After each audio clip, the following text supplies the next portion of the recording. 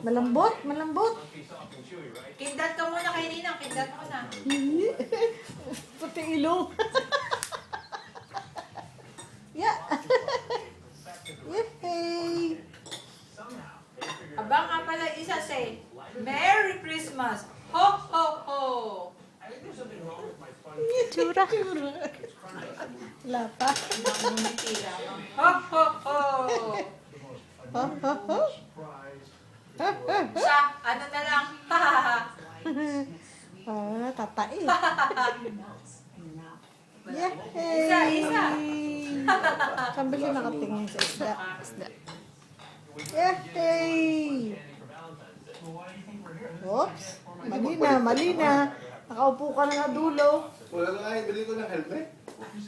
Ha? Puro bangas na nga yan. Malikot eh. Yay! Kulang-pula. Silip sa isda. Tumakbo, nadapa. Saan ang isda? Saan ang fish? Yung Yun ang fish! nyo sa carpet, butit carpet. Saan ang fish? Lalo na kung di carpet na. Buti mo. Silip, Kasarang silip. tagasaya. Lalo na kung sa kalsada sa amin, hindi sa baba. Yay! Tatayo po. Si Arjen, laki ng sugat dito. Ay, bakit? Nagbaras mo sa tubig, sa ano, sa bundok, sa dahilig. Sa Pilipinas.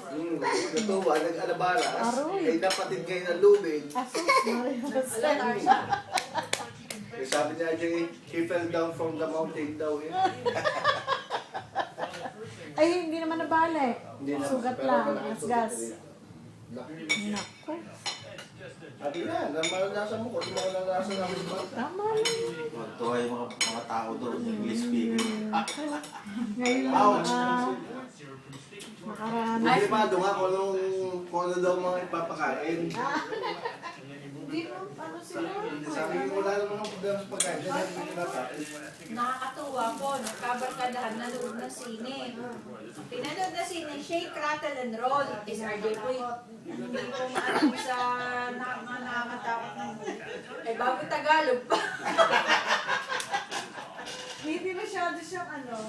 Eh, at least po si RJ nakakaintindi. Eh, si Ja. Hindi daw po alam na ang papanoodin pala ay Tagalog. Siguro, ang ano ko doon, ito mga pinsan, ito mga pamangkin ko sa mga